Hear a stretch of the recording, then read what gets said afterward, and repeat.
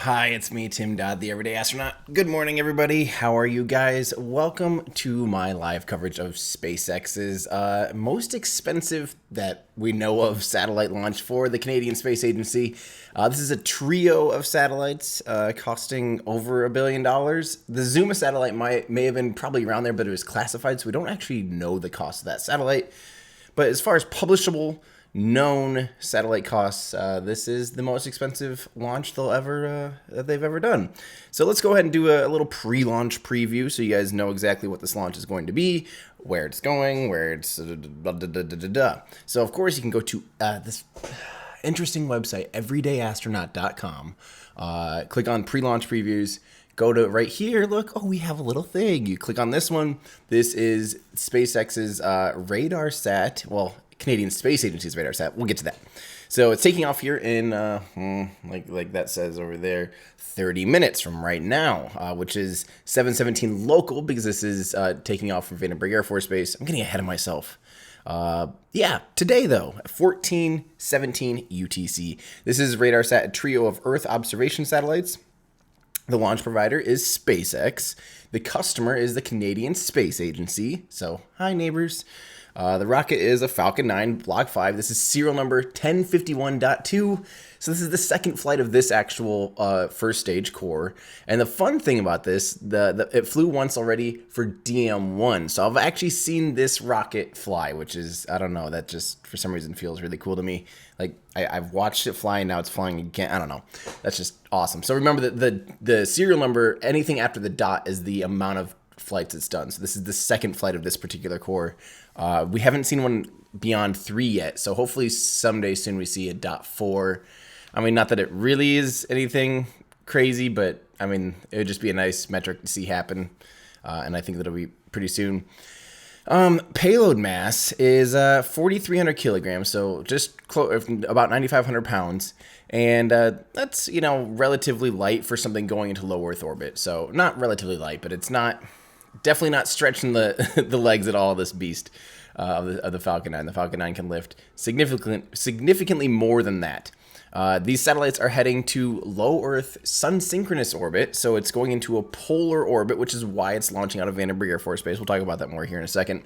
They are attempting to recover the first stage, and they're going to be doing it at LZ4, which is this maybe the third landing ever at LZ4 or second. There has not been many landings back on land in California. So this is heading right back. The first stage comes right back down. Will land really close. That's what's so cool about Vandenberg is the launch pad and the landing pad are like literally, like 400 meters away from each other, like a quarter mile away from each other. They're really, really close, which is just awesome. They are not attempting to recover the fairing, which is a bit of a shame. I want to see them really get at that. I think we all want to see that, but yeah. This would be the 72nd of a Falcon 9 rocket, 41st landing of a first stage booster, 22nd reflight of a first stage booster, and 7th mission for SpaceX in 2019. And here is our graphic from Jeff Barrett, kind of summarizing all of that. And guys, anytime, we try to get these up as early as we can. We don't have a huge staff of people writing these for me, but we try to get them up as soon as we can. So whenever you want and you have an upcoming mission that you're, seeing on the calendar, especially if you use apps. So, there's like SpaceX Now, there's Next Space Flight, there's Rocket Alarm. Is that what the Launch Alarm is another one? Yeah, so there's SpaceX Now, Next Flight, and Launch Alarm are kind of the three that I tend to use that will let you know like when launches are coming, and even like send you an alarm or put it in your calendar. They all have different functionalities, which is really cool. So so in that case, anytime you want to know like, there's a launch coming up, I want to know more about it, then you can just go through here, you can read all the fun stuff. But what's cool about this, so this is actually 3 identical satellites, and yeah, they're going into a sun-synchronous orbit, which is still, to be perfectly honest, still kind of confuses me. I don't quite... sun-synchronous orbits, they stay in the same place relative to the sun. And they're all 3 satellites on the same inclination, so they're all going to be basically a triangle going around the sun, or going around the Earth. at basically like a 90-degree angle. So it's going over the poles every time. And what that means is that they can continually, it'll basically just be like receiving the same amount of daylight every single time the satellite passes, just a different part of the Earth. So as the Earth rotates, they can continually map the entire Earth with really high accuracy. So what they're going to be doing with this too is some pretty cool stuff, in my opinion. Like just a lot of Earth observation stuff. So, and yes, Quick in our Discord does say technically it will be going around the sun too, of course. But the cool thing is that it stays, the plane stays relative to the sun though. So as the Earth spins and as it goes around, I don't actually get how they do that. That's one of those things. If you know a lot about orbits, is it because in my head, if it's orbiting the sun and you'd think the orbit would move like this, you know, which would mean that the orbit changes would stay on the same plane and move basically like almost like rotate once every 365 days. But it somehow stays, not rotate at all. It does. That's what I would think. But sun synchronous orbits do rotate one like inclination change every 365 days. And I don't understand how they do that. It's due to the laws of Principia. Well, thanks, Finn. Orbital precession due to... So, yeah. It's because of precession. Okay. Basically, one orbits... No, it's not that it orbits every 24 hours. It's basically that it... Here, we'll watch this together, guys. This is a learning time for all of us, me included. I'm definitely not afraid to say when I don't know something because I don't know everything at all. Here is a video. We're all gonna watch this together. This is gonna be just great. Here is a sun synchronous noon to midnight orbit. But this, yeah, I get this. This is just kind of a polar orbit. Tell me more. Tell me how does it proceed a full time once every 365 days?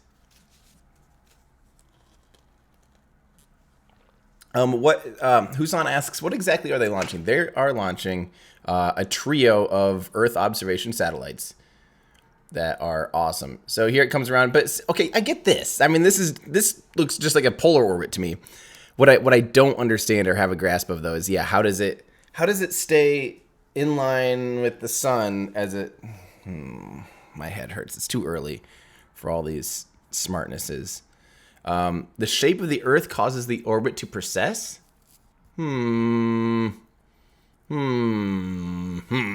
Still hurts my brain this morning. Yeah, well, there you go. We'll wait for SpaceX here. The live stream will be... Theirs should be popping up in about 6 minutes. But how are you guys? It just literally, as I click that, they're T-minus 30 minutes. They're still on target. And yeah, that's good. Okay. I like that. I'm going to make sure I've got everything pulled up here on my end so we are ready to go when it happens. I am very ready for this. How are you guys? Did you guys enjoy? I want to first off thank everyone who has watched the Raptor video. I am like actually genuinely floored. I had no idea it would be that popular. That's coming up. It's already like my 5th most popular video or something in like 2.5 weeks. So I am beyond shocked that a 50-minute long video like that about such a technical and deep topic, I had no idea it would be that popular. So thank you guys. Seriously, thank you so much for watching and for the feedback. I decided I wanted a little bit of a brain. I needed some easier topics because that one took so long. So the one that's coming out this week, I'm working on a video that's talking about the roll program of rockets. Just to kind of line up, it's a unique feature of like the Saturn V. Obviously, the space shuttle had a cool roll program, a really dramatic roll program. So I go into, there's actually a lot of stuff when you are talking about the roll program. So I go into that, not the gravity turn, different things. Here, John Eric's got another version of this that I want to pop up quick, the sun synchronous orbit. I'm still trying to kind of wrap my brain around that one. Hey, real quick note, I really want to thank you guys for real, genuinely and sincerely for any tips. I don't want this to turn into a stream of me just thanking everyone for tips. So if you're gonna send me a tip, I'm sorry, I'm not gonna have time to just say your name per se. I really want to help answer questions, but thank you guys. All all of you guys already. Please let me know. I'll be here to answer questions. But here, let's watch this real quick. I'm gonna pull this up. This is another version of sun synchronous orbit, and Earth's internal axis. Still hurts my head just a little bit. Why is it turning 2?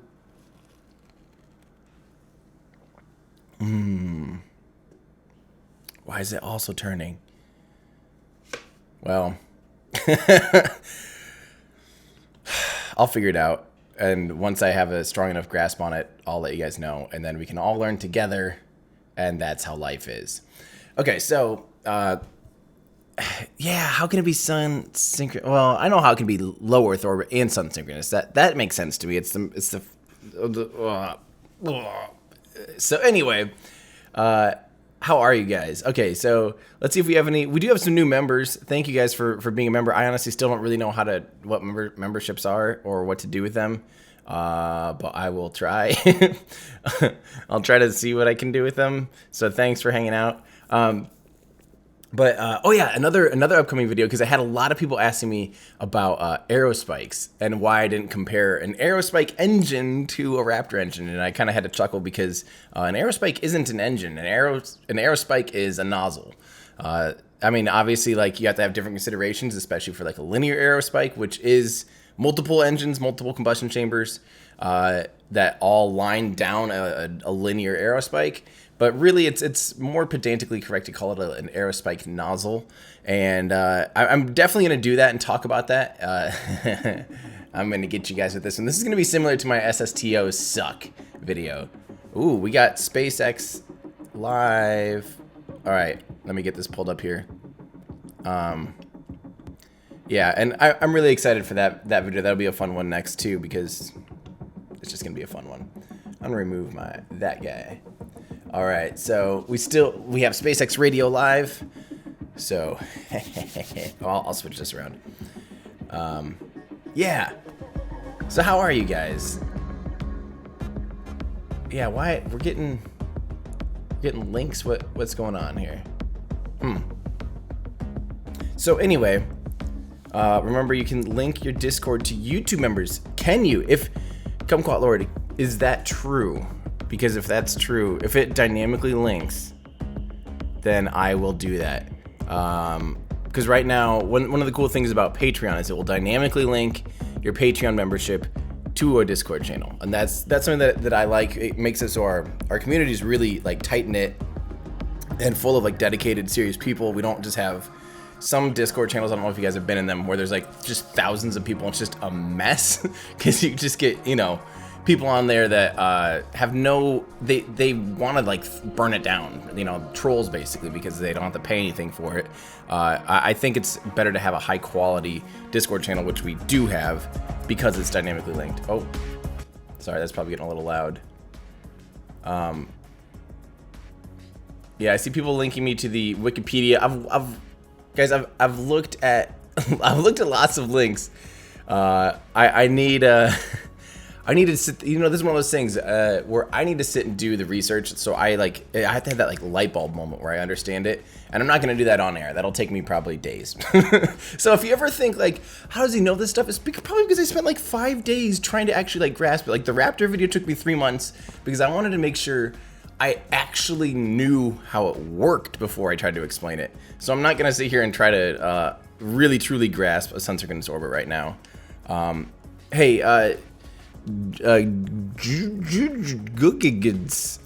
remind me of this after the thing, after the stream. Please remind me after, and I will take care of that. How to integrate memberships. But yeah. Well, this is fun. We have a fellow Iowan in the chat. Treble Sketch says orbit is inclined in the opposite direction to Earth rotation, so the Earth is traveling backwards. So if each orbit sat travels backwards, that still makes no sense. Oh man. Oh man, yeah. No, hypersonic monkey brains, you are right. I did see the Russian military make that show off that hypersonic missile. That was unbelievable. That was really, really cool. Do a stream of making functional Falcon 9 with grid fins and landing legs with new breaking ground DLC. Maybe I could do that. Maybe I could. Let's see. Yeah, Keenan, I saw that Scott Manley has a video apparently describing geostationary and polar orbits and something and all those different orbit types. I do need to probably give that a good solid launch, but I feel like I've watched that probably. Again, it's just something if I want to actually grasp a sun-synchronous orbit, I'll probably have to do the research myself. Or like, not research, but like just, I'll have to just probably watch 10 videos and read 10 articles before I actually understand it. So, yeah. But thanks. Yeah, thank you guys. Proud Canadian here to follow this launch. Yeah, this is cool. So it is cool when, like, this is a Canadian Space Agency launch. Don't forget about that, which is just exciting when Canada's putting, this is an expensive set of satellites. $1.2 billion, I believe, is what I saw. So over, for sure over $1 billion launch. That is a nice investment, especially when it's an Earth observation satellite. So thank you, Canada, for looking out for the world, because it seems like right now the U.S. isn't investing as much into Earth observation satellites as I would like. I think that's something we really need to keep tabs on right now.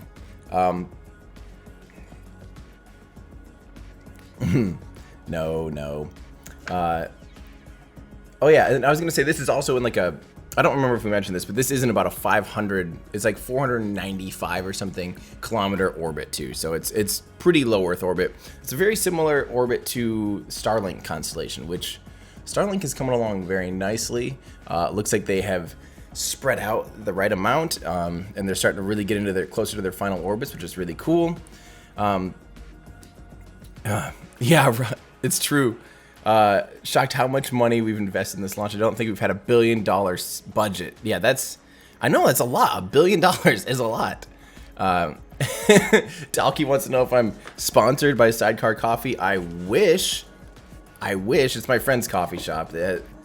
So it's not like, maybe if you live in like Cedar Falls and Waterloo, Iowa, perhaps this would be good ad placement, but for the rest of the world, that's an unattainable, like, it's not like it's a national brand, so it would be a really poor sponsorship choice.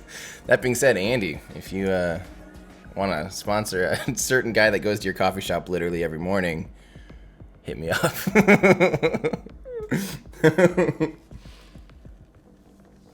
Yeah, I do need taxes. No, not taxes. I definitely do need coffee all the time. Okay, here we go. The Earth has more mass pulling around the equator, therefore it pulls the orbit down. But at 98 degrees, it compensates for this pulling down caused by angular momentum, and the orbit will spin around the sun. Oh. That's still... Sure? I don't know.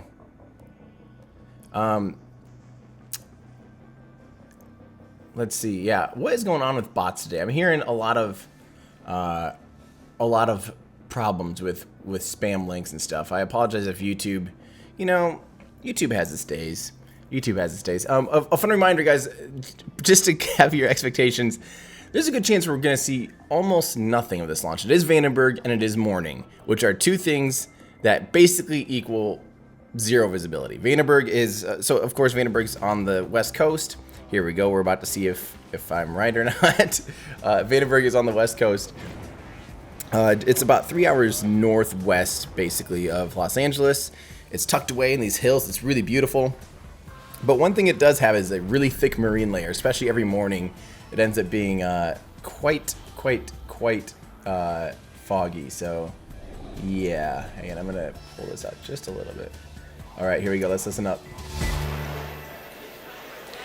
Good morning. It's Wednesday, June 12th, and we're here at SpaceX headquarters in Hawthorne, California. You're looking at a live view of the white velvet fog that surrounds Falcon 9 as it awaits its 7:17 a.m. Pacific time launch from the Vandenberg Air Force Base launch site in California. My name is Kate Tice, and I'm an engineer in the Build and Flight Reliability Department here at SpaceX. Welcome to the webcast for the RadarSat constellation mission. For today's launch, we will be flying 3 satellites for our customer, MDA. All 3 of these satellites are for the Canadian Space Agency to help enhance maritime surveillance, disaster management, and environmental monitoring. This morning, we have a 13-minute launch window that closes at 7:30 a.m. Pacific. We're currently at T-minus 11 minutes and 19 seconds and counting. All systems are currently go. So as you can see on your screen there, it's very foggy at Vandenberg today. Our view is completely obstructed, and that's pretty common for Vandenberg. But as you can see above the clouds, it is a clear day. Now, if we were able to see the launch pad itself, you would see something that looks more like the model that I have here next to me. Falcon 9 is our 70-meter, 2-stage, liquid-fueled launch vehicle. The bottom 2/3 of the vehicle is the first stage, and that accelerates the vehicle through the Earth's atmosphere to the edge of space with the help of 9 Merlin engines located here at the bottom. Today, we will be attempting to recover this first stage for the second time at our landing zone Slick 4 East. This booster flew for the first time earlier this year on our Demo 1 mission for NASA. On top of the first stage is the inner stage, which is black, as you would be able to see if we could peer through the fog there. And then on top of the inner stage is the second stage. And the 2 stages separate about 2.5 minutes into flight. And the first stage is the portion of the rocket that we are attempting to recover today. The second stage has a single Merlin vacuum engine, or MVAC, which ignites after the first stage separates. The second stage is what will carry the 3 RadarSat satellites to sun-synchronous low Earth orbit at an altitude of 600 kilometers above the Earth's surface. That's roughly the distance from Los Angeles to San Francisco. Sun-synchronous orbit basically means that the satellite will pass over the same section of Earth at the same time each day. Now, those satellites are safely enclosed inside of the 17-foot diameter payload fairing, which is the pointed cone at the very top of the rocket. This portion of the rocket helps protect the payload from aerothermal loads, heating, and contamination during ascent. Once we reach the vacuum of space, we will jettison the fairing as the second stage continues on its journey to orbit. Because our recovery vessels are currently at the Cape, we will not be attempting to recover the fairing halves today, but it is something that we will continue to pursue on future missions. Lastly, the large truss structure that you would normally see out at the pad is the transporter erector, or TE. We use that to roll the rocket out to the pad and raise it to its vertical launch position. The TE also routes the vehicle's fluids, power, and telemetry umbilicals from the ground systems to the rocket and satellites until F9 goes on internal power and clears the pad. At liftoff, it'll retract in order to clear the way for F9's ascent.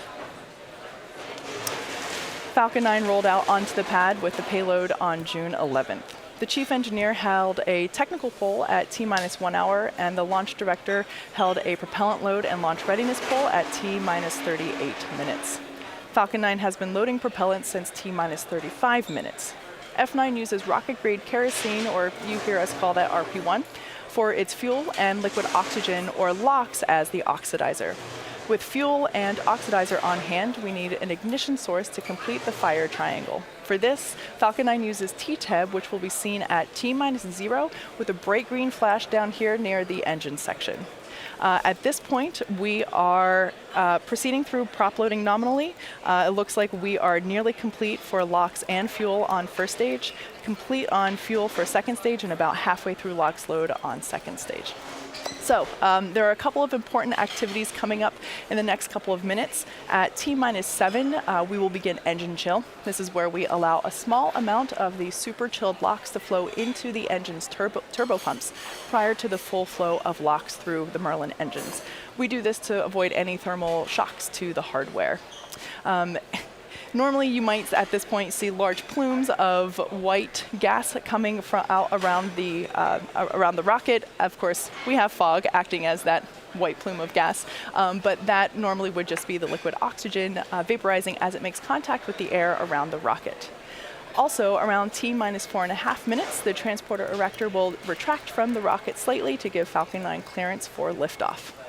At this point, we have also begun helium loading. The vehicle uses helium gas as a pressurant to push the RP-1 and LOX through the Merlin engines. If you think about drinking from a soft plastic water bottle, you let air back into the bottle when you're done sipping, which prevents the bottle from crinkling up. Helium is what keeps the rocket from crinkling as we use up the RP-1 and LOX within the stage. Now, as far as the spacecraft at the top of the rocket, the 3 RadarSat satellites will remain off until after separation from the launch vehicle. Right now, the vehicle is healthy and we are currently tracking no issues.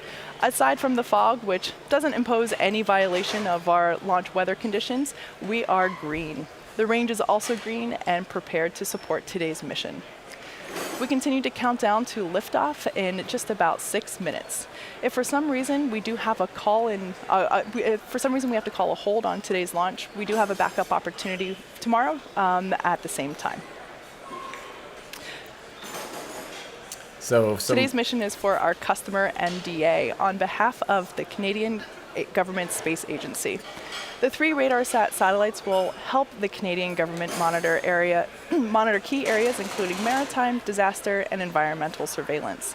As mentioned, today's payloads will be delivered to sun-synchronous orbit. Sun-synchronous orbits travel over the Earth's poles as the planet rotates underneath, with the satellites passing over a particular section of the Earth at the same time each day. Let's get some additional details on how these satellites will serve the Canadian government. So, I wanted to point out a few things. First off, Kate, thank you for it's a nice sticker you've got on your laptop there. I also wanted to apologize. I don't know what's going on with YouTube today, but apparently some dorks found out a way to get links in, even though we have links turned off and we have Nightbot running. I have no idea why there's so many links spamming. I apologize for that. So just be smart out there, all of you on YouTube, and don't click on any links from malicious bots. No idea how that happened. But yeah, so look at this is what these satellites will be doing. They'll be checking out ships, they're gonna be looking at ice, they're gonna be looking at the ground and the earth. And yeah, hopefully the good thing is, guys, I want to remind you, once the rocket takes off, there's mountains nearby, and normally you can see above the fog layer, and we'll be able to get a shot. And because they have to track these rockets normally, you know, so they do have tracking stations that are typically just above the cloud layer or the fog layer. So there's a good chance we'll be able to see it relatively quick after takeoff. So it'll probably be like 10 seconds of, you'll see a really bright orange screen. And then hopefully they'll be able to change shots and we'll actually get a shot of the rocket taking off. And hopefully we'll get a pretty good shots of it coming back down too.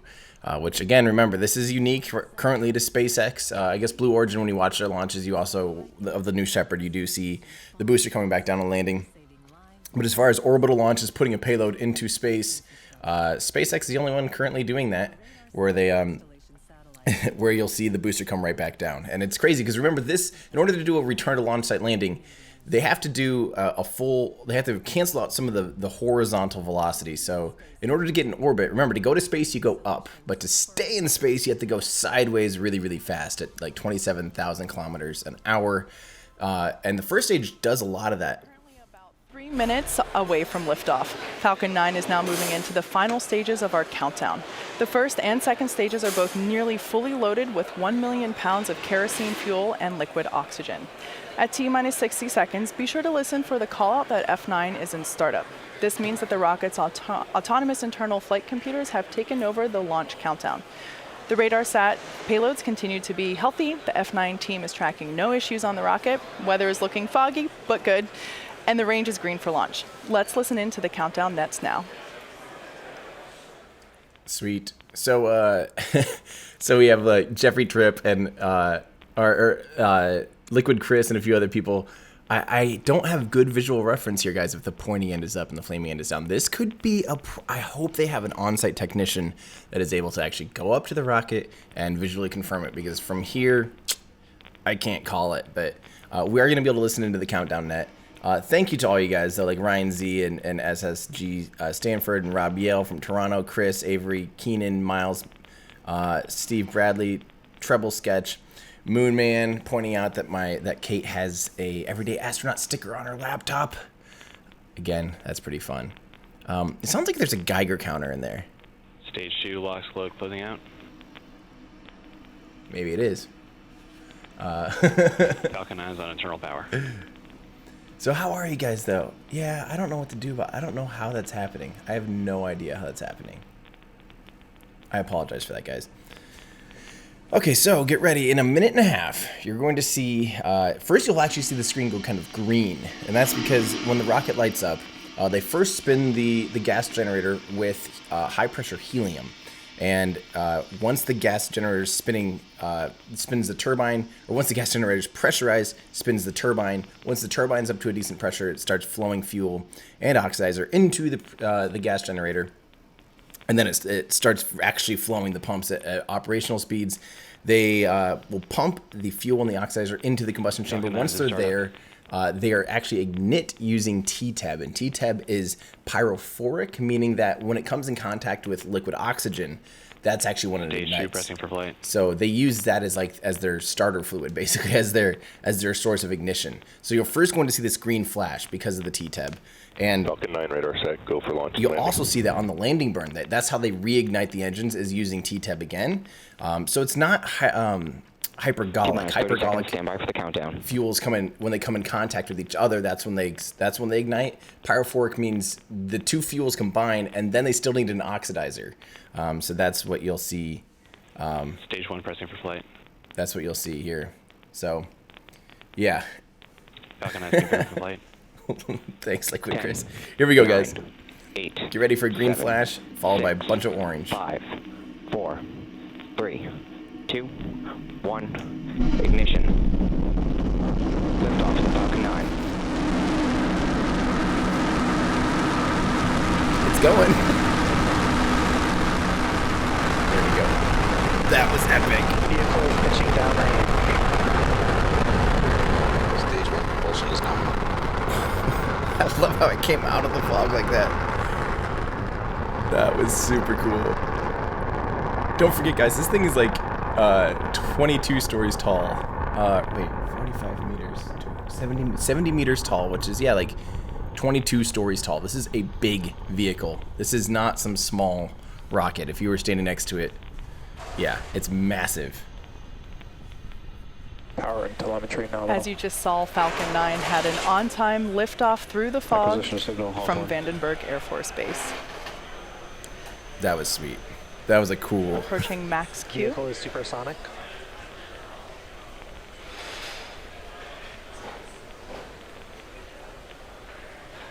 Nice tracking Vehicle is shot. passing through maximum dynamic pressure. If you are in Los Angeles right now, you can look out and see this. That's We crazy. now have 3 events coming up in rapid succession. Main engine cutoff, stage separation, and second engine start 1, or SES 1. All of these things you can follow along with on the timeline at the bottom of your screen. So they're chilling in the upper stage engine. They just did MVAC chill. They began running fuel through the lines to chill it down before operation, which seems weird that you have to cool it down. Main engine cutoff coming up soon. This is where all 9 engines of F9 will shut down. Trajectory is looking good. Someone said people in LA can't see through the clouds. Well, some places there aren't clouds, my friend. That you can see a pretty heavy, thick cloud layer, but okay, here we go. Get ready for stage step. We're going to see a bunch of things happen at once. You can tell on the right side of the screen here. There, you can tell they just had main engine cut off because things Stage separation. like relaxed. because they experienced zero G for a second. And there on your screen, you can see that we have visual confirmation of main engine cutoff, stage separation, and second engine start 1. So on the left-hand side of your screen, we'll watch the first stage as it begins its return back to Vandenberg Air Force Base. Cool. On the right-hand side of your screen, you can see the second engine as it begins to carry the 3 RadarSat satellites to sun-synchronous orbit. So cool. I love seeing the upper stage flames interact with the first stage. So boost back burn has begun. There you just saw fairing deployment. It's a pretty cool shot of the fairing flying away. And we have about 10 seconds left in the boost back burn. All right, hopefully we get good tracking shots of it coming back down. That's always fun. So the shot you see on your left is from inside the interstage. And boost back, confirmation of boost back shutdown. So in order for the first stage to make its way back to landing zone 1 at Vandenberg Air Force Base, it has to execute a series of 3 burns. The first, which you just saw, is what we call the boost back burn, and that helps to slow the rocket down and orient it for entry. Shortly after this, the grid fins, which you see right there, articulating as they help steer the rocket back to Vandenberg, those are deployed to help guide the rocket during its descent. Specifically through the atmosphere. Following that, Falcon 9 executes its entry burn, and that slows itself down before hitting the dense part of the atmosphere. The entry burn actually cuts the first stage speed almost in half. So that's what will be coming up next at about the T+6 minute mark. The third and final burn that stage 1 will execute today is the landing burn. Happens to be everybody's favorite burn, and that takes place just before touchdown as the booster touches down softly on the ground. So if you happen to be in the greater Vandenberg Air Force Base area, I recommend that you head outside because you are very likely in range to experience the sonic boom that comes with re-entry. Yeah, this almost wasn't a landing on land. It was almost going to have to be a drone ship landing because of the sonic booms. That's a fun fact, and I don't know if they'll talk about that here. T+5 minutes now, but I'll talk we about have confirmation that MVAC power is good. Trajectory is looking good. Oh, I think you can see the smoke trail from launch there. Despite the foggy view from this morning, everything is looking good. That's the shadow of the Ascent trail, I think, that you're seeing that big dark streak. Because there is a part of the atmosphere where it'll condensate. I hope that's what that is. If that's the case, that looks really cool. We'll talk about the sonic booms, though. It had to do with a mating season for seals and baby seals. They are not able to land if there's baby seals present because the sonic boom would be really bad for their health and their mental well-being. So if there were baby seals present at Vandenberg, 10 seconds till entry burn. They would have not had permission actually to do a return to launch site landing, which is just really interesting. An interesting consideration.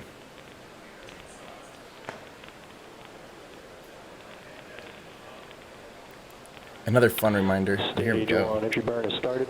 Confirmation that stage 1 entry burn has started.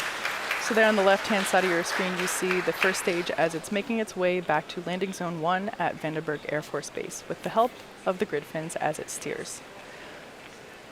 The view on your right is the same operation that we have going on, just from a different camera. So there you can see that we have confirmation of stage 1 entry burn shutdown. Lock that focus, baby. Stage 2 on the right-hand side there, looking good. Everything is nominal and trajectory is good. You can see the first stage steering itself. Stage 1 FTS is safe. Flight termination system has safed. A friendly reminder, guys, all the hosts, including Kate Tice, who's slowly but surely you today, can see the layer of fog reapproaching on the left-hand side as we have a view from the top of the first stage rocket looking down the rocket towards the engine section. You heard the call out for stage 1 transonic.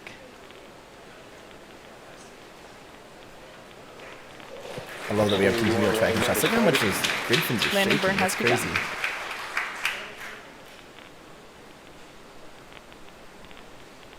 Due to the fog, we might lose the video as it touches down, but stay tuned. Did you hear that? Look at the grid fins going nuts. Oh, that's a cool shot. I can't see anything. Landing legs. This is nuts.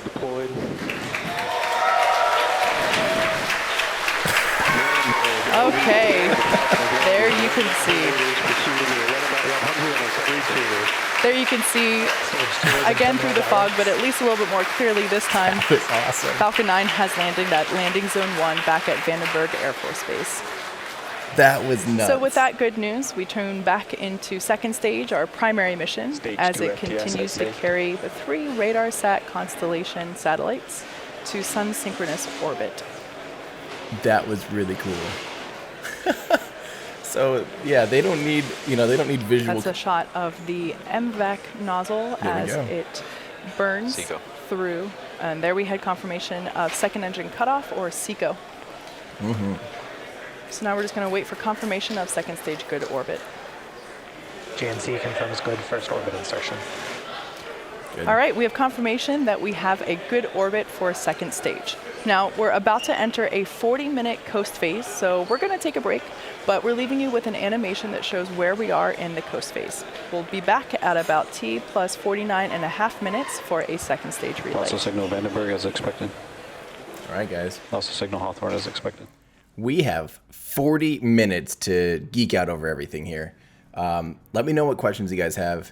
We're going to be sitting here for a while as we wait for. So what's happening right now is the vehicle got into its initial targeting orbit, and then it has to go basically to the other side of the Earth and round it out. So in order to raise your orbit on one side, you have to burn on the opposite side of the Earth. So if you speed up at your lowest point, or at one point, it'll actually raise the opposite side of your orbit. If you ever played Kerbal Space Program, you know what I'm talking about.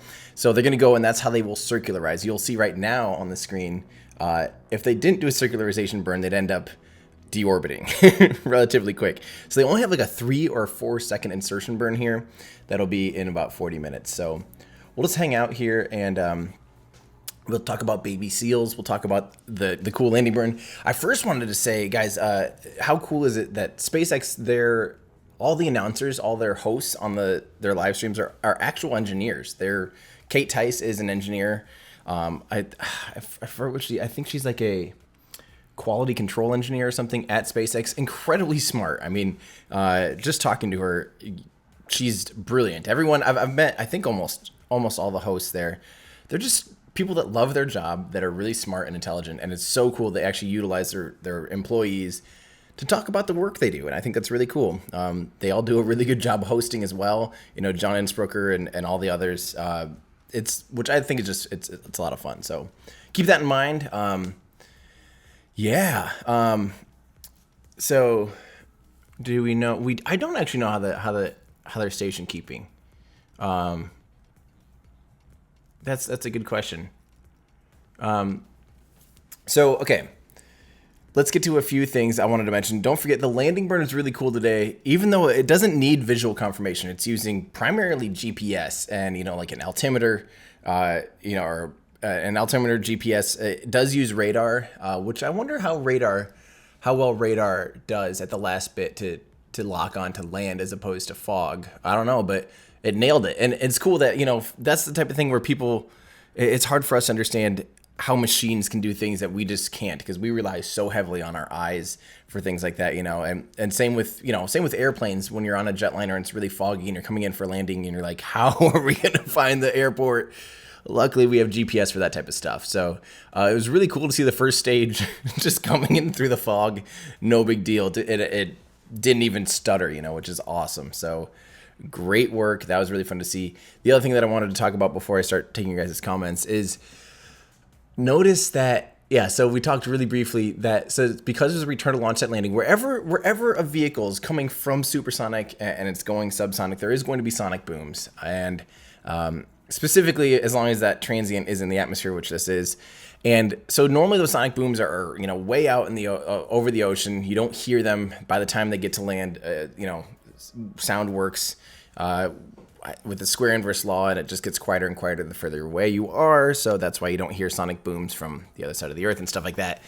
But yeah, oh, that's cool. In our Discord channel, who's posting these? That is Joe. Joe, is this from your vantage point already? That's super cool. But yeah, when it lands back at land, you do hear sonic booms. With Falcon Heavy landing at Kennedy Space Center, you actually hear 6 sonic booms. You'll hear 3 per booster. It's like a ba ba ba ba ba ba, and those are the different leading edges. So that like the engines will create their own sonic boom. The landing legs, the point where they kind of poke out, and the grid fins all create unique sonic booms. So you hear this really interesting. It's just like it's really really cool. And because of that, they had to be aware of the mating season of seals, and not Navy SEALs. I saw someone comment that. Not Navy SEALs, but actual marine life seals, just to make sure that they aren't disrupting baby cub seals. They had to make sure that they had migrated away, or I'm sure there's some like, okay, today from here on out, it's okay to land again. And they apparently got that clearance, and so now they're good to go. I love it. I love seals, and I'm glad they made them not be sad. I don't want sad seals. All right, let's get to some of you guys' liquid crits. So thanks to all you guys, Ross and Knight and Richard and R and Quinn and Sam. Have they ever given speed and altitude of first stage during reentry? Sam, yes, they have. If I remember right. NROL, what was that, like 70 something, 71 or whatever that NROL mission was. They tracked the first stage booster, and they had the first stage telemetry on screen, and it was really cool. And that actually helped firm up a lot of people's, I guess, like flightclub.io. Declan has basically predictions and things like that, and I think that particular mission helped kind of secure a lot of those. So yeah, I think that's awesome. Good question, Sam. Claudio, what was that? A plane on the bottom left at T plus 404. Great coverage, Tim. Thank you. Claudio, I'm going to go ahead and I'm going to look back here to about when it was 4 plus 404. I'll see if I can answer that question. Okay, here's... Let's see if we can find out.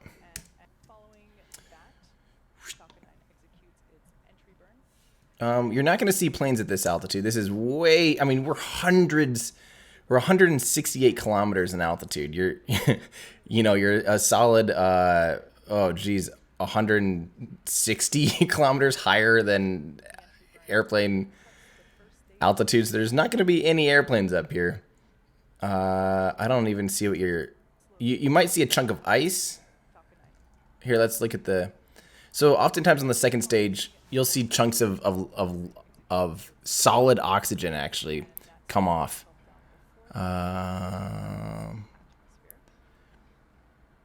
No.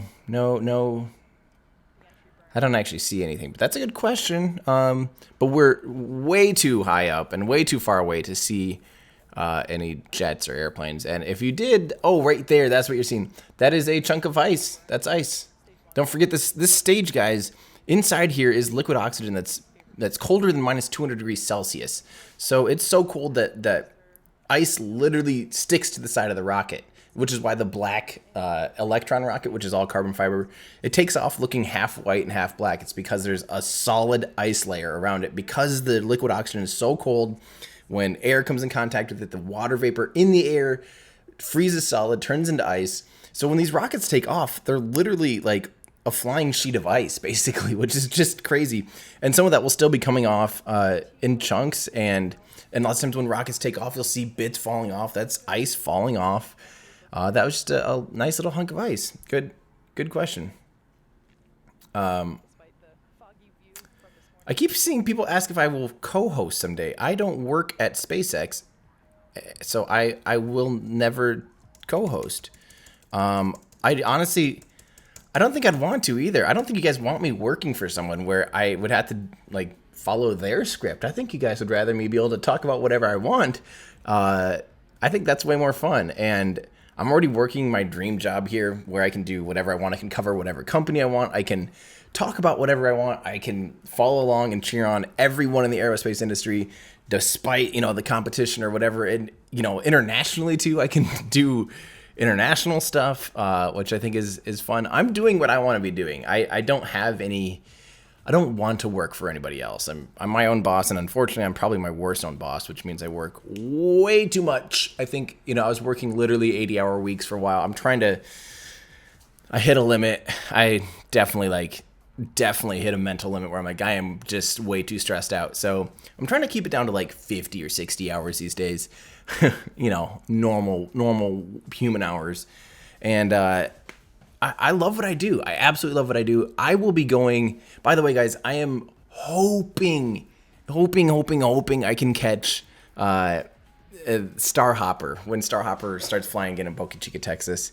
My window of time will be interesting because I have to be somewhere in June 18th, 19th, and then again June 27th, 28th. I have to be. I'm actually gonna go visit YouTube, which is cool. They invited me out, so I'm gonna go hang out at the headquarters, say hi to people. I don't know. I don't really know what I'm doing there, but if YouTube asks you to come out, I think it's probably a good idea to stop in and say hi. So I'm going out there at the end of June, which means I'm gonna turn that also into. So I'll be doing San Francisco then, and I'll pop down to LA at the beginning of July. So I'll probably be doing some meetups. I'll try to do a June meetup in San Francisco. If you're in the Bay Area, stay tuned. And same with LA, I'll also be doing a meetup. And what I'll probably do is an exclusive Patreon meetup followed by a public meetup somewhere else. So yeah, that'll be fun. So if you're in those areas, stay tuned. Make sure if you're not following me on Twitter, do that right now. That's normally where I'm on Twitter a lot. Twitter's been a really good resource. Just the other day, as I'm working on this roll video, I had a lot of good confirmation from Tori Bruno, the CEO of ULA, about how the Delta IV and Delta IV Heavy, what their roll program is like. I think that's awesome that I can get that kind of stuff. So keep that in mind. So let's see. We've got a few more good questions, but so that was a long rant. Thanks, Claudio, again. Guys, I should mention this. I'm wearing a prototype of something. And maybe you didn't notice. Look at this. I am beyond excited to get this. This will be coming in our web store. I think next week it'll be in the web store. Along with, you guys have been asking forever about those Starman hoodies, the SpaceX style Starman hoodies. Those are also finally going to be in the web store next week. If you guys don't know, I have a actual web store where we keep stock of things right here, everydayastronaut.com/shop. We're going to be closing out a few other things too and moving some inventory around. So, also so if you click on anything that's under apparel, by the way, when you're on the web store, and you click on something and you want to buy it, under apparel, click here if you work in the aerospace industry. We did have a problem where it wasn't sending the codes. So if you were trying to purchase something to get 25% off your apparel, this is for people that work in the aerospace industry. So if you have a, at or .gov or a .mil or at SpaceX or, NASA, Boeing, ULA, wherever, we have a whole list. And so what you do is you'll send your email. It pops you a link to that email address that gives you 25% off anything in the apparel. That's my way of saying thank you to those that work in the industry, because if it wasn't for you, I wouldn't have anything to talk about, and you guys inspire me. So this is my way of saying thank you. 25% off to anyone that is in the aerospace industry. So that link is now working. The link was broken for a little bit, but stand by because we do have a ton of new shirts coming. And a ton of cool things. We finally have some new things coming in accessories. How do you say that? Yeah, accessories that I can't wait to show you guys. Really, this has been big things that I've been working on for way too long, and now we are finally ready to update it. So, that's a quick little update from me. We'll do that. Okay, so what else do we have here? Liquid Chris, question about re-entry and landing burns. Do they still use one engine? I vaguely remember they experimented using 3 engines a few times. Is that why the rocket exhaust appears to expand in straight lines sometimes? Liquid Chris, great question.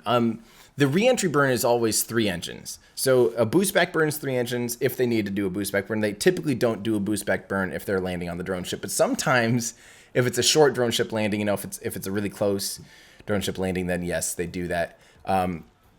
But for landing burns, they sometimes do 3-engine landing burns. If it's a geosynchronous or a high energy orbit where, you know, where the vehicle lands really far downrange, it almost always will still do 3-engine landing burn, and it might cut it, you know, from like, it might start with 1, go to 3, and then cut back to 1, you know, ramp up and slowly deaccelerate, and then deaccelerate slower and slower and slower.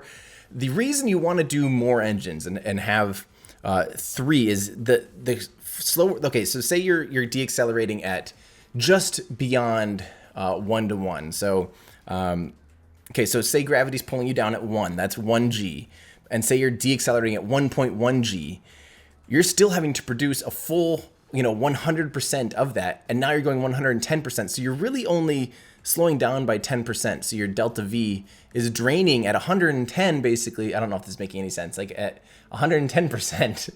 But you know, this is a really bad example. But if you double it, say go to 2 Gs of deacceleration, you actually you get that full 200. So 100.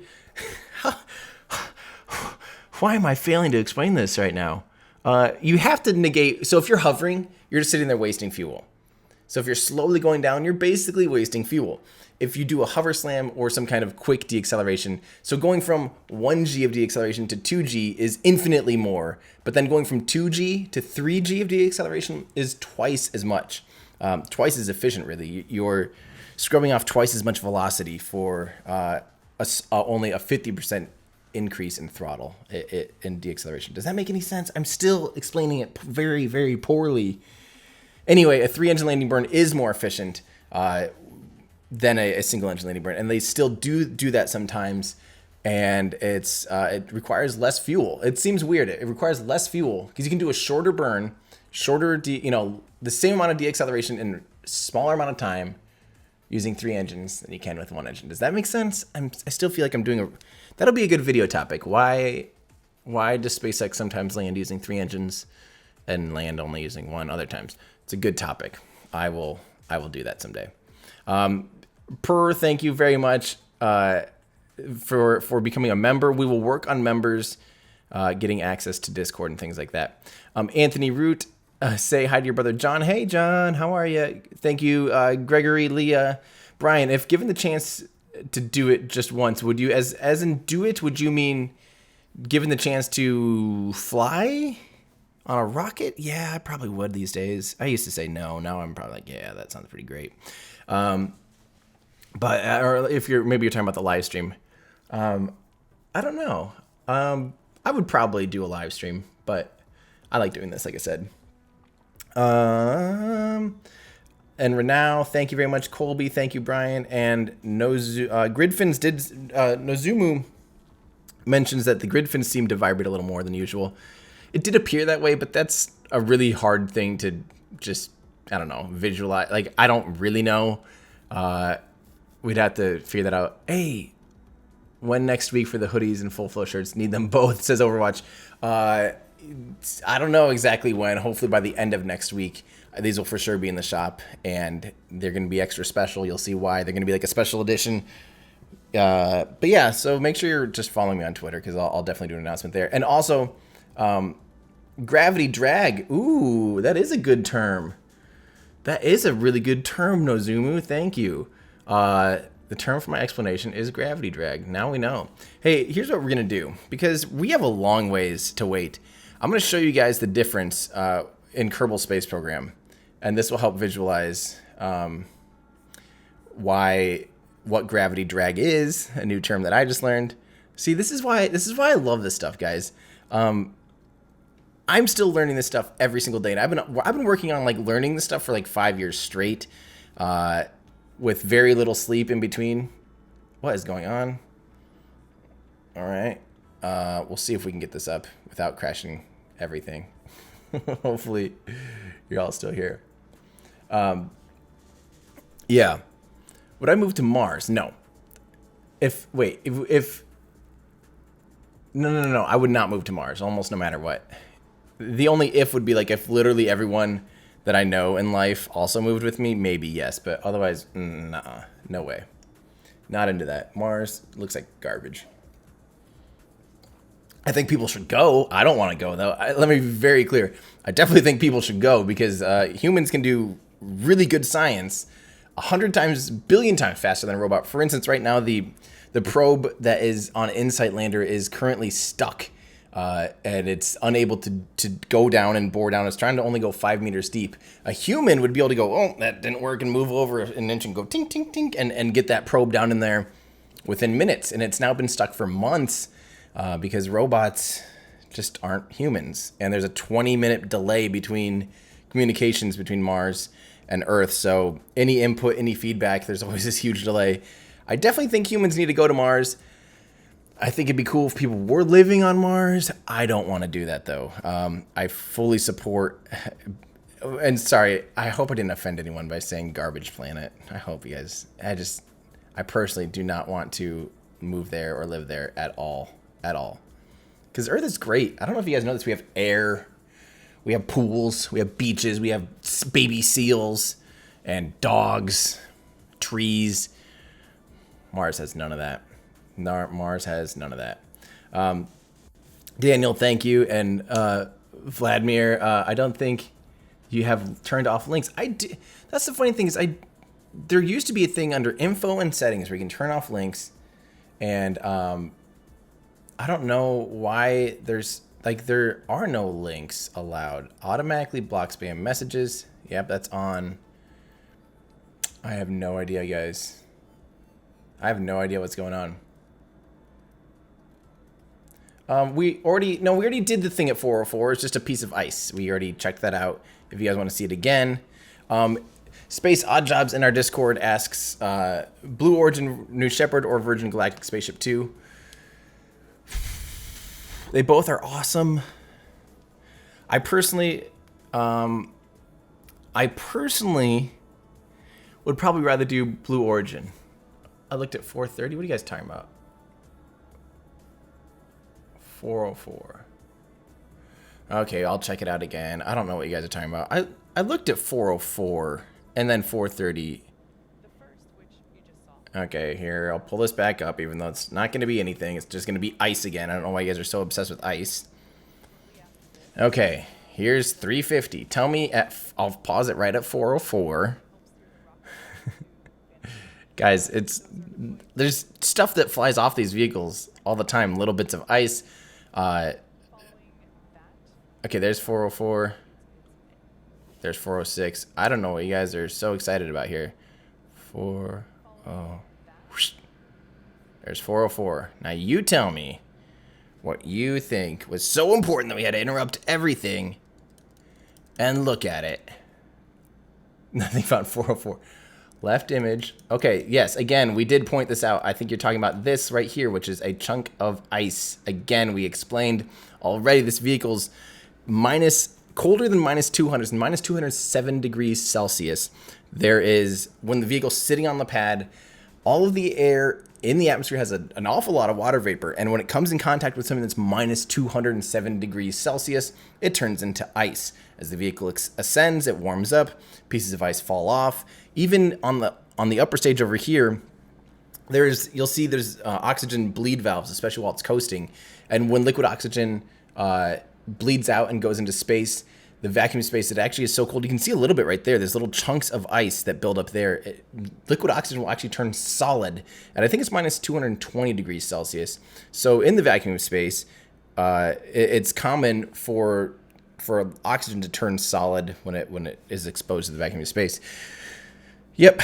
So this stuff is totally normal. We see this stuff all the time. It's not an airplane. It's not a UFO because guess what? We can identify it. There. Are you happy now? Look at the top left corner of the circle. I don't know. What are you? Oh, are you guys talking about the fairing? Is that what we're still? That may have been okay.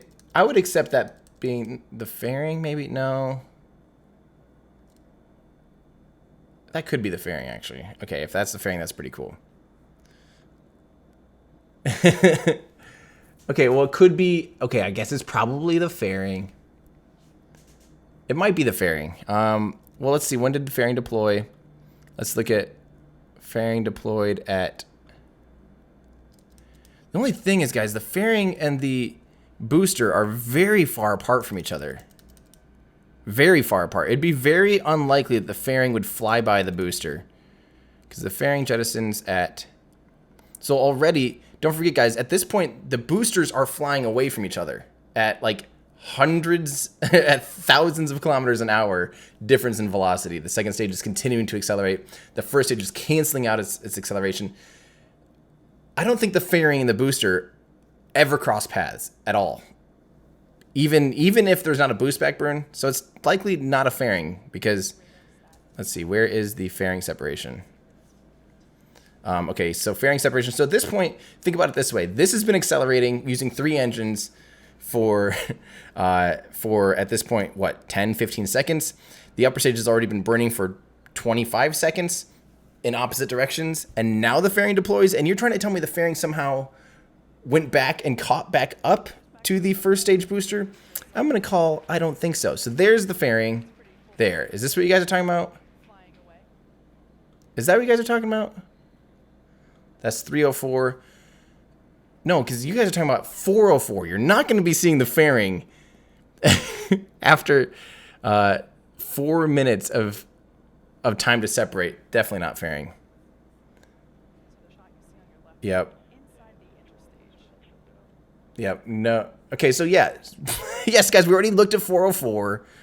I get it. You guys are excited that you saw some ice. Again, we saw some ice. Look, so we're now a minute after fairing separation. You see right there, that is not the fairing. We are way far away. The fairing and the booster are unbelievably far away at this point. Like literally 100 kilometers probably in distance. You're not going to see a fairing from like a GoPro wide angle lens.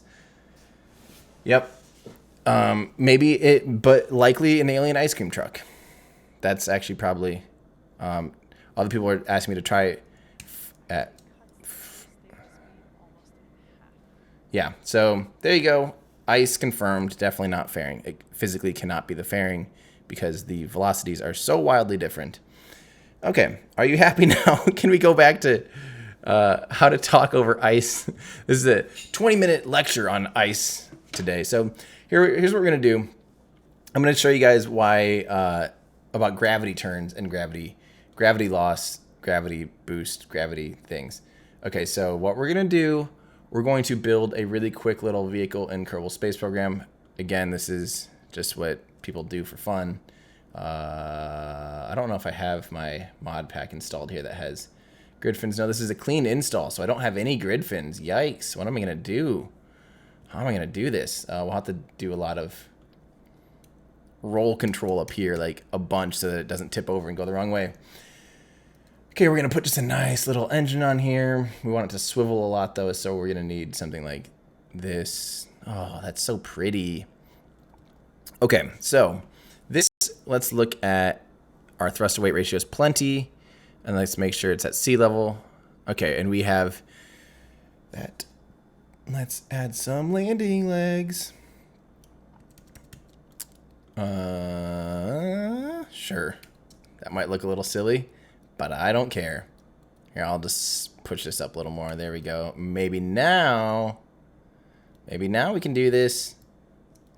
Okay. So I'm going to show you guys how the difference between landing burns being high energy and landing burns being low energy. There we go. This is the ugliest looking thing I've ever seen in my life.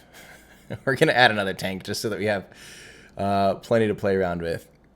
Something like this. And yeah, you'll see. Does this thing gimbal much? I should probably make sure I have an engine that gimbals a fair amount. Gimbal 2 degrees, not going to cut it. Okay, we'll do this, which is going to be way overpowered, but you're still going to get the point. Okay, so here we go. We're going to send this baby up. We're not going to miss a second stage action because we have a ways to go still. And somehow my thing got off a little bit. Okay, so I'll listen in. I've got it kind of still pulled up. So, okay, here's how this works. So as far as, okay, if we are just hovering like this, we are wasting fuel. And let me pull up the delta V calculator. So you can see delta V is how much velocity you can change at any given time. So right here you can see we are just sitting here wasting fuel, wasting our delta V. Now let's just go ahead and accelerate up, and we're gonna make sure this stays pointed like this. And once we get up, I'm gonna show you as we descend. I should be doing these back to back. Okay, hopefully this thing can keep itself pointed up using just those thrusters up top. The delta V, sorry, the delta V is probably tiny down here, 2737. I don't know if you guys can see that at all. It's teeny, teeny, teeny, tiny. Down there, that's how much delta V we have left over. So now watch. If we were descending and we have a bunch of velocity to scrub off, okay, we fell at about 5,000 meters. This is going to be hard for me to replicate, actually. If we slowly descend, so, okay, right now gravity is pulling us down at 1G, right? You have 1G of deacceleration. So if I cancel that out and give it 1G of acceleration, guess what? We're still going 170 meters per second, right? We'd hold that. So now if we increase and go to 2G, we'll be deaccelerating, but now we... Okay, I don't know if that made any sense. Let me try this again. Let me think. How do I describe this the best? So 1G of acceleration, deacceleration doesn't actually change your velocity, right? So we're going to have X amount of velocity, whatever velocity we're at. So pay attention to this number. And then I don't have a G meter on here anymore because I disabled MechJeb, I think. Or did I? We still have trajectories. Oh, here we go. Okay. There we go. This will tell us what's up. And let me edit this. We're going to add our G meter, our acceleration. Orbital, no. Surface.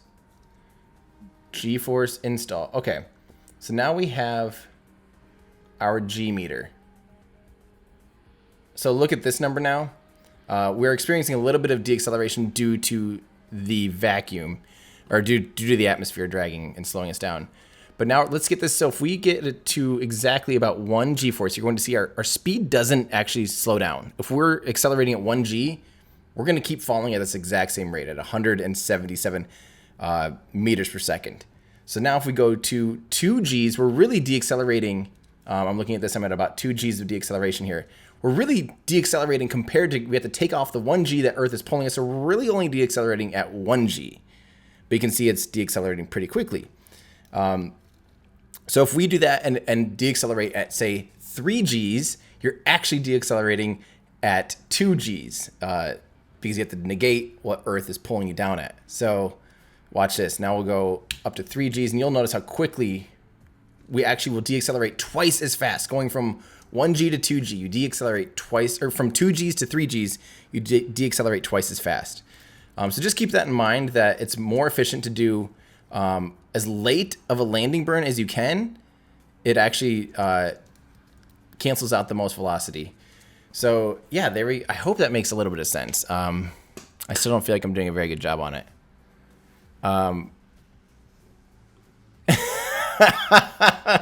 CML in our Discord channel.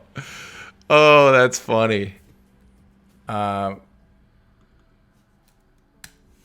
Yeah, so there is atmospheric drag slowing you down. That's nice. That's a good part of landing burns is, that the whole, after the entry burn, from then on, the atmosphere is just getting thicker and thicker and thicker, slowing the vehicle down, helping out a lot. It actually takes off about half the velocity again, or maybe even more than half the velocity out of the vehicle. So that's pretty nice. Thanks, atmosphere. That's great. Let's see. Stan McDonald asks, oh yeah, gravity drag. Sorry, gravity drag. Gravity drag.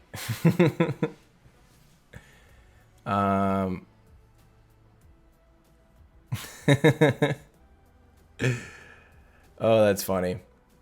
Do a 360. Yeah, you're right. We better just do the important things. Cool little kick flip. So for those, we'll do I guess we're going double over. For those of you wondering, this is Kerbal Space Program, which is just a game, but you can do cool stuff like that. Oh, you're welcome, Internet. Oh, you guys can't even see this, by the way, because I put myself over there. So you couldn't see that number. Ah, great. Let's relaunch. I'll do this all again so you can see that. I should have let you guys. Yes. By the way, the shirts, Starman hoodies, the utility pouches, and a few other things. As you guys can guess, the patrons will get first dibs on that. So if you want to make sure that you get a chance to get that stuff, that'll be the patrons will get links to that before anyone else, before they're publicly available. You're right. Okay, so again, up here, relative now is 1G. There is 1G. Well, in this case, Kerbin, the planet Kerbin, is pulling us down at 1G. If we increase our thrust above 1G, you'll see the vehicle will begin to take off. That is a really sensitive G meter. It's seeing like the shock absorbers. Okay, there we go. We are just barely above 1G of force right now. And if we hold it at 1G, that means we will not accelerate in any... I don't quite have precise enough throttle control. You know, it would help actually if we made this heavier. We'd have a greater range of throttle control. But right now, between the two, we go from 0.9 to 1.1. So yeah, so this is the same thing with ascending, actually. Besides the fact that there's a lot of atmospheric drag and you don't want to crush your payload, the faster you accelerate, the more fuel efficient it is. Because again, no matter what, even though you're sitting here basically idling, you're wasting your fuel. You're wasting your delta V. We'll pull fuel up here too, so you can see fuel draining. Just to sit here and you know, it still takes a lot of effort, a lot of energy to keep you stationary even. You know, when you have a full G pulling down on you, 9.8 meters per second squared, pulling down on you by Earth, or in this case, Kerbin, you know, to negate that requires work, requires fuel. And yeah, so it's more efficient. So that's why if you go from 1G to 1.1G, you know, that's a nice little change in velocity. So now, okay, look, we are below 1, so we're falling back to Earth, or Kerbin in this case. So gravity drag, I like that term. So if we really want to do this well, you want to deaccelerate as quickly as you can. That's the most fuel efficient thing to do, is what I'm trying to get at. So that's why sometimes they do a 3-engine landing burn and other times they do not. The left blue delta V is gone for me. Why is the left blue delta V gone? I don't get what's happening. Anyway, there you go. That is your Seco 2 coming up. Okay, we'll look for. Here we go. Yeah, we're coming up on where we'll hear them broadcast. They'll get on and say things. Footy Nut guys, so the moon is now a part of Mars. I was confused by that. Actually, what I was more confused by, again, I don't want to get into like politics. I just don't think that's ever a good idea. I just feel like I don't like being divisive. I like us coming together on common things. And I would like to think that anyone that is watching right now is just a fan of space and wanting to get into space exploration, regardless of your political, religious, whatever beliefs. I hope that we all can come together over our love of space exploration and engineering and science. So the thing I was confused by, and this is not some kind of like criticism of the leader of our country, for those of us in the U.S., but there was a direct contradiction between two tweets within 30 days of each other, saying like, I'm so proud that NASA's going back to the moon. You know, we've allocated about $1.5 billion or whatever it was one tweet. And then another tweet that said, why is NASA talking about going to the moon? That was the part that I was confused by. I understand now that NASA's current plan, especially after watching, they did 2 live streams last week, or one this week and one last week. And they are really talking about using the Gateway as a physical stepping stone to go to Mars, and the moon as a physical stepping stone to go to Mars, which is interesting because I don't think it doesn't make any sense in my opinion. No matter what, to go to the moon, and then to go to Mars, it takes more energy to do so. So unless you have a fuel depot or something on the moon, it all just gets really complicated. kind of makes more sense to make a bigger rocket and refuel on Mars than it does to try to do a stopover at the moon and do all the stuff at the moon. So I'm a little bit confused by the idea of using the gateway. Alley Cat in our Discord reminds us that we do have 1,700 patrons, so some things might be sold out before the general public. You're exactly right, especially those SpaceX hoodies. Yeah, we did, just so you know, like, I don't do print-on-demand stuff anymore in the store. I think I mentioned that earlier. Everything I do is a run of shirts. We physically do screen printing now, and they're much higher quality. They last better than that print-on-demand stuff. Like, all those Teesprings and stuff like that, they don't have any physical inventory.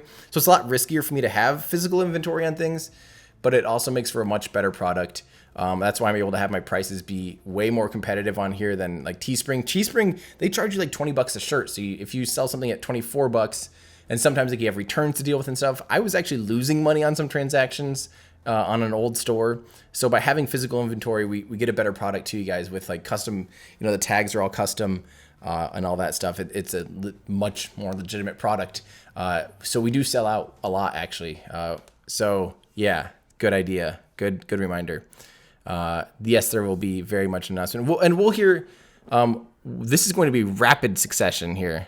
So hopefully they pop up here any second. I will go like this.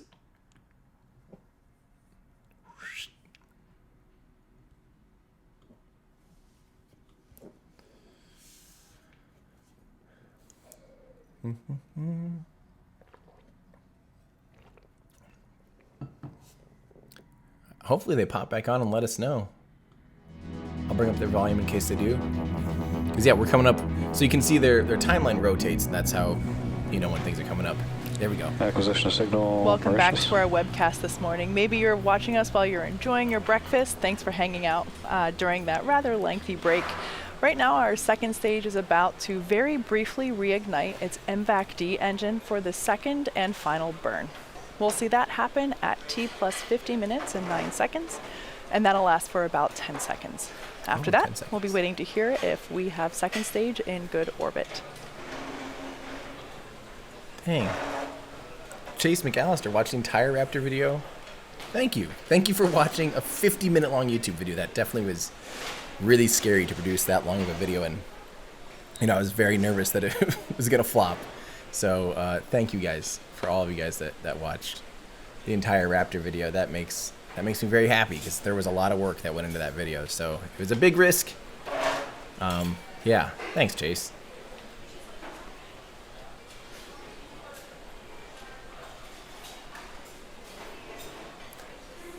Here we go. Get ready for second engine ignition. And here it goes. Boom. And back ignition. And back shutdown. That was not 10 seconds. So there on your screen, you saw confirmation of second engine start 2, as well as SECO 2, second engine cutoff. So we're going to wait to confirm that GNC we have a good orbit. insertion. Actually, I just heard the call out. We have a good orbit for a second stage. So as of right now, we'll be coasting for the next 6 minutes or so. So we'll be back at T plus 54 minutes for the deployments of the 3 RadarSat constellation satellites. Sweet. All right, well, we got 6 more minutes. That's a good question. Lucky Nils in our Discord asks, what's the average watch time of the Raptor video? Average watch time on that thing is like 23 minutes. Average watch time. That's insane to me. Like, that's unbelievable. People asking, what's on the second stage? Hopefully you guys understood all of the ice talk we had earlier. There is a lot of ice. A lot of ice. So you'll notice too, when something like the oxygen purge valve right now that you're seeing blowing chunks of solid oxygen, liquid oxygen freezing into solid oxygen. Yeah, pretty fun. We don't always get to see that. Thanks Sebastian for being a new member. Matt, thank you. Mouse Matt, love your videos. Can't wait to see more. Thank you very much. Nicholas, thank you. Yeah, there'll be hopefully 2 more videos before the end of the month, and depending on the timing of the hopper. I was talking about that for a second. Like I said, I have 2 things that I'm scheduling around right now, and that is just, it hurts my head, and of course the hopper is like basically going to line up with one of them almost no matter what. I really want to be down there. I want to be down in Brownsville and Boca Chica and South Padre Island during the hop, the first real hop. Oh yeah. Sorry, guys. I'm sorry.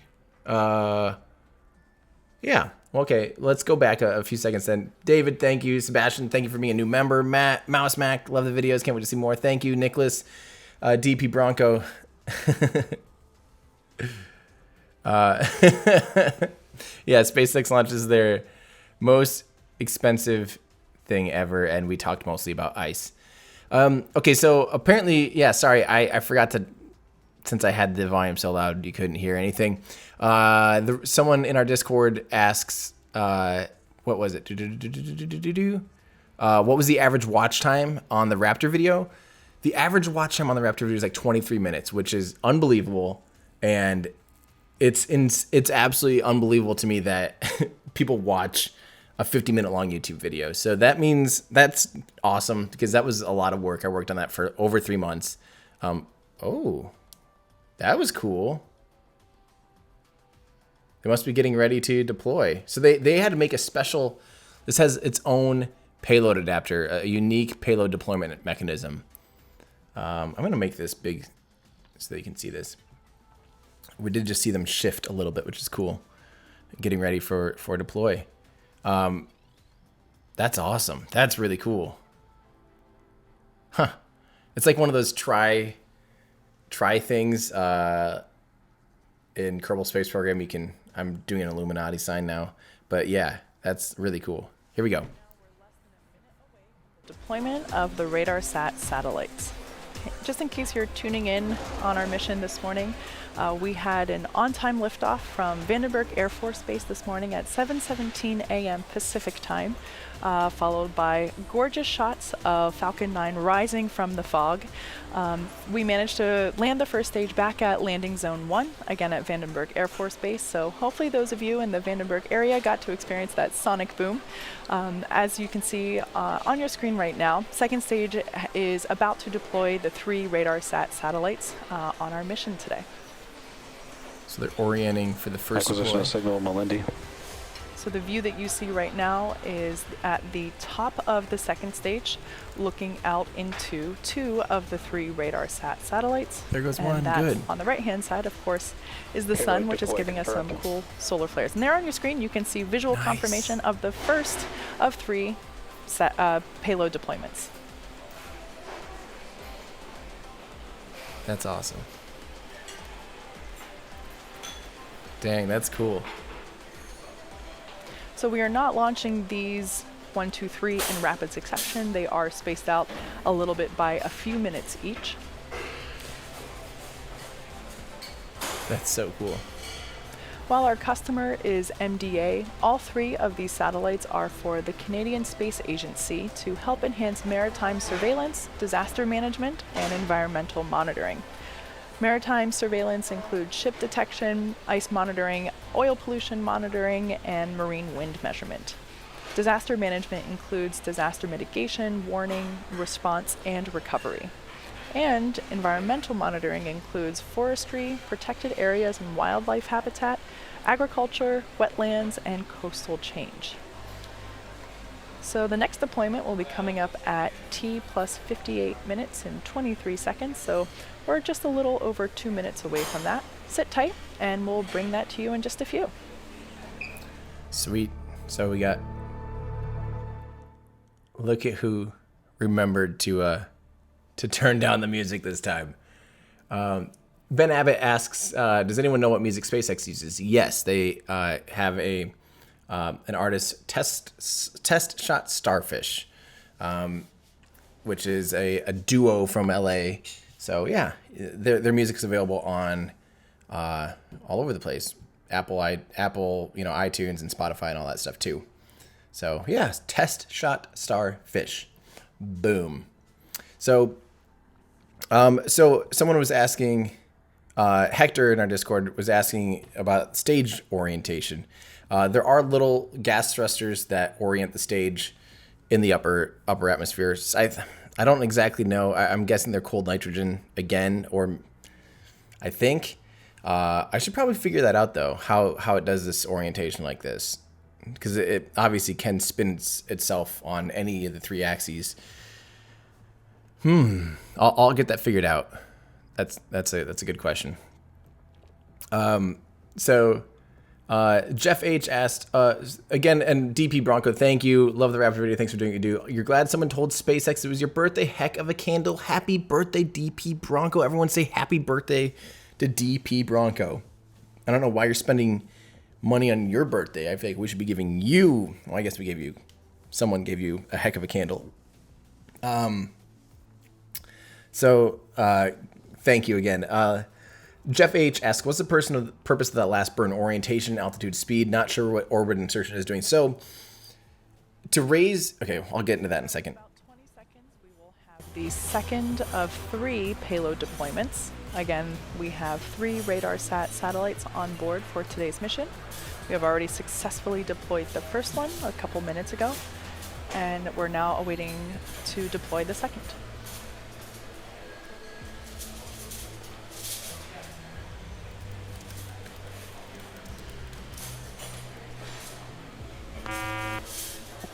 Payload 2 deployed. And there on your screen you can see that we have successfully deployed the second of 3 of the RadarSat satellites. As I mentioned earlier, today's payloads will be delivered to sun-synchronous orbit. Sun-synchronous orbits travel over the Earth's poles as the planet rotates underneath, and that allows the satellites to pass over a particular section of Earth at the same time each day. Our final deployment is coming up at the 1 hour and 2 minute mark and 13 seconds. So stay tuned, and we'll be back in a few minutes to bring you that. Sweet. Looks good. Okay, so back to so as far as the second burn. So when the first stage burns, you can only control one half of your orbit, really. You know, your orbit, in order to raise one section of orbit, you have to burn on the opposite side of your orbit. So when you take off and you can't raise your lowest point, or so basically when they first put into a parking orbit, they aren't in their final orbit. So when they get to the opposite side of the Earth, they speed up a little bit, and that raises that section. So I don't know. That's another thing that would probably be easily demonstrated in Kerbal. Not very well demonstrated, but it's basically to raise the lowest point, or the perigee or the periapsis of the orbit. They raise it up so that the entire thing is circular, because at the time of launching, you saw that it's only about 200 kilometers in altitude, but on the opposite side of the Earth, it's at 600 kilometers.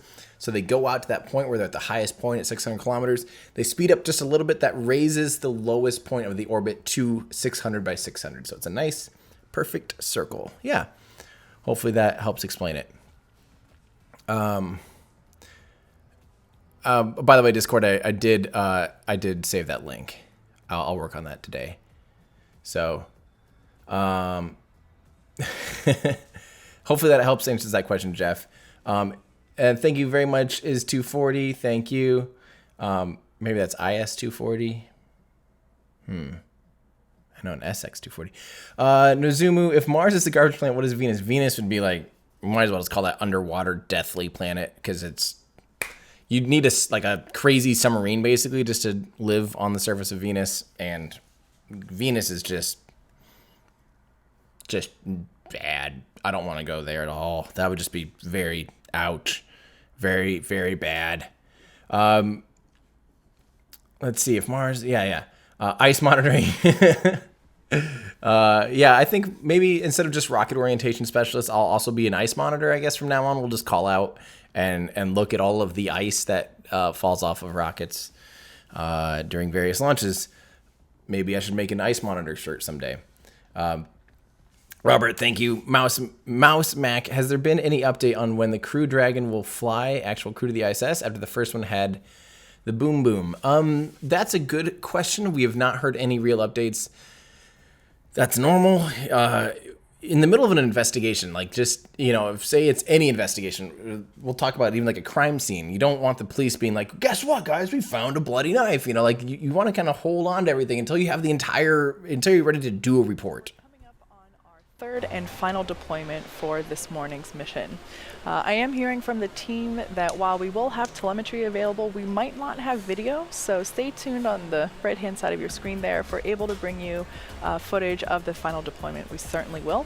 But as soon as I hear, I just heard the call out that all payloads have been deployed. So unfortunately no video on that one, but with those 3 successful deployments, that brings our webcast to a close for today.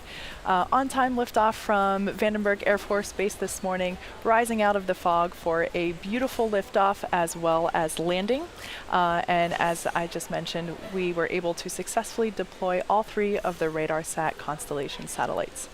We would like to thank the U.S. Air Force for range support and the FAA for licensing today's launch. We'd also like to thank all our viewers for tuning in. Follow our website and social media platforms for updates on our next missions and milestones. Until next time, have a great day. Sweet. Good job, Canada. You have 3 awesome satellites that are going to do great things officially in orbit. Great work. Great work, everyone. Good job. Yeah. That's great. First stage went great. Isaac was not there. They do deorbit the second stage, yes. So that's something they do kind of off camera. I'm going to go ahead and just kill that now. So in a little bit here, they'll actually deorbit, and they even have to publish where they plan to deorbit, where the debris will fall. And I believe in this case, the exclusion zone is normally it's in the Indian Ocean, kind of in the middle of nowhere. But I don't know where this exclusion zone is for this reentry burn. But definitely any low Earth orbit mission like this, they deorbit. Sometimes high energy orbits, if it's a GTO mission or something, they'll put it into a graveyard orbit, which is just basically flinging it in the middle of nowhere. Annie, the Falcon 9 did return. That was only about 8 minutes after launch. I can kind of go back and show you guys here. So here's I'll just kind of replay this here for you guys. Quick little recap. This was the re-entry burn, 6 minutes into flight. There you go. Yeah, so the entire mission, there was a 40-minute coast phase, and then deployment was about 50 minutes after. So the second stage was continuing on into orbit. The first stage comes back down. Yeah, it was a great mission. And for those of you wondering, yes, I do believe hockey sticks and maple syrup make those Canadian satellites a thing.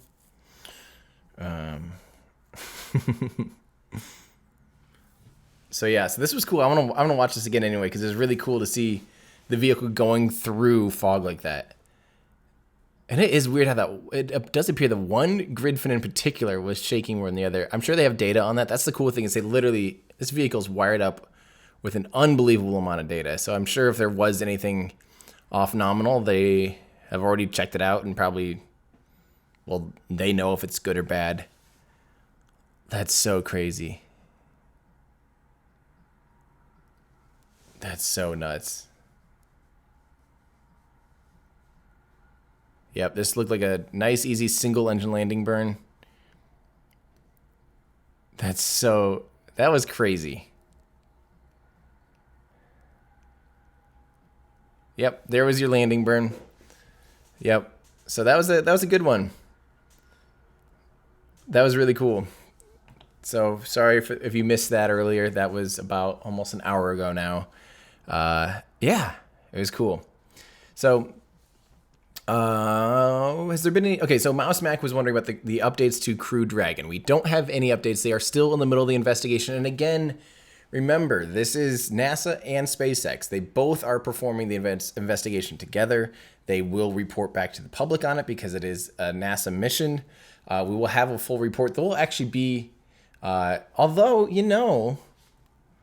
I don't know if we got a full report on, Boeing had a leak of fuel on the test stand about a year ago, and I don't know if we actually got a full report on that. So maybe, I wonder if an accident investigation like that needs to be public, because wasn't at that time. Oh man. I actually have no idea. I actually don't know if that'll be 100% public or not. Interesting. I don't know why I never thought it. So yeah, hopefully they're getting answers. That's all that matters. We don't need answers because I don't know what we're gonna do about it. Like, oh cool, now we know that this happens. Like, what are we gonna go redesign it ourselves? Maybe if you if you want to go work at SpaceX, work for NASA, you can do that. But us, general public, we don't probably need to know. It's fun to know, but we have no updates. We do know that they have moved around which Dragon capsule is doing which. So I believe the actual DM2, the first Dragon capsule, is still going to be the DM2 Dragon capsule. But I think the actual first operational crew Dragon capsule is now moved up to be their abort test, their in-flight abort test. So yeah, NTSB, Neuropilot in our Discord says, NTSB is very quiet until report issued NTSB policy. Parties cannot talk about it during the investigation. There you go. Yeah. So good question. Gallon wants to know, wondering if I make any money on off my music on Spotify and if it's very lucrative. I definitely wouldn't say lucrative. You make a little bit of money. I think right now, between the streaming services like Spotify and iTunes, maybe $50 or $100 a month or something like that. So if you guys listen to it more, then it might do better. But at my state of where I'm at for my music, clearly it's not that lucrative. You couldn't make a living off it. But if you were a much better band or a much bigger name in the music industry, you're probably making a lot of money. So yeah, I still am intending to get 27 Merlins out there, by the way. It's just been a hot minute. Yeah, Scott, I have a question. I just want to say hi. Oh, don't have a question. I just want to say 3 a.m. in New Zealand, but it's worth it. I hear you, Scott. Well, thank you for saying hi. And A-Chain, thank you too. I wonder about that as well. Guys, I'm going to get out of here. With second stage, second burn to circularize orbit the way we do in KSP. Absolutely, Brad. Yes, that's exactly how it is. Well, guys, I'm going to get out of here because I am working on trying to get another video out this week. So hopefully I can get it done and out by Friday. That's my goal. So stay tuned. I will have that video out, and then hopefully I'll be able to cover I think the next thing you guys will see from me, likely, besides the podcast, don't forget, guys, I do a podcast every single week where I talk about space. I talk space. I'm kind of the space guy on the podcast. There's another guy that talks about EVs. So, of course, if he's talking electrical vehicles, he's mostly going to be talking about Tesla because they're kind of dominate that news cycle. Same with SpaceX, kind of dominates the space cycle.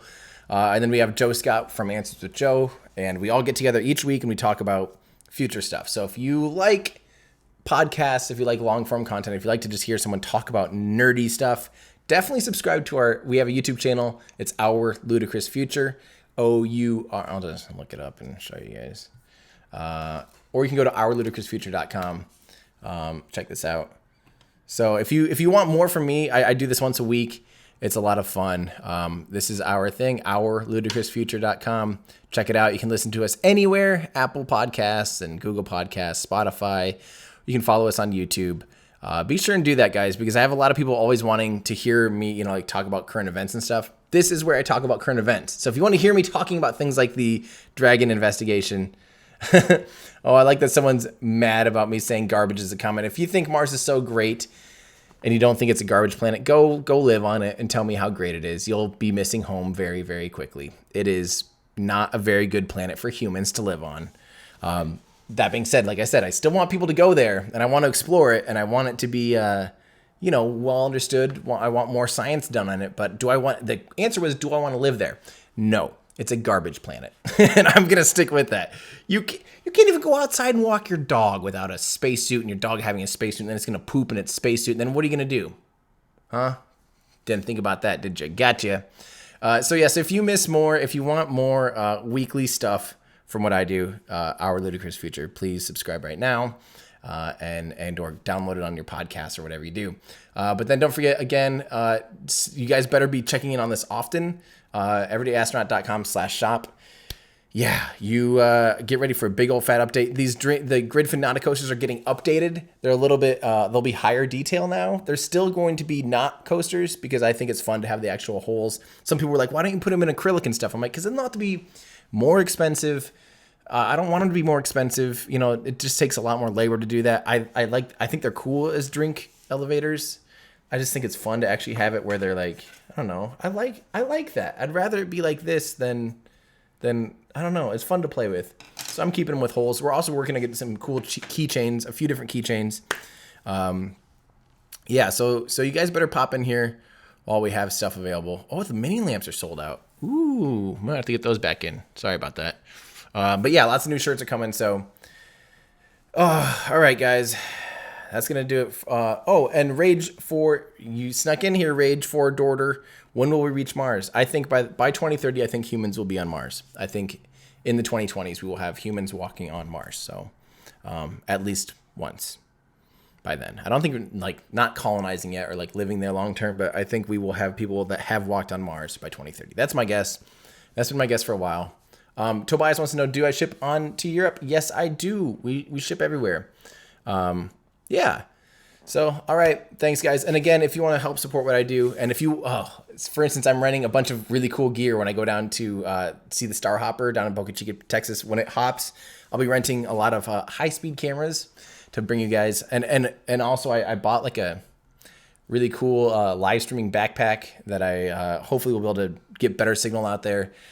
I put a lot of, like, all the money that Patreon brings in, I just spend it on making my live stream and my production better and better and better. So if you want to help me do the best job I can, get gas money, although I drive an electric car, to get down to Boca Chica, Texas, consider becoming a Patreon supporter, where you gain access to our Discord, all that stuff. Patreon.com/everydayastronaut.